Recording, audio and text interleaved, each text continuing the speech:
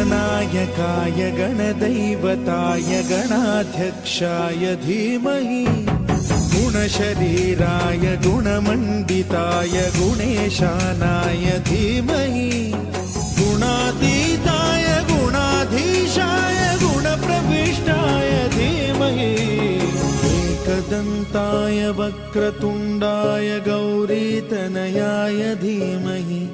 गजेशानाय भालचन्द्राय श्रीगणेशाय धीमहि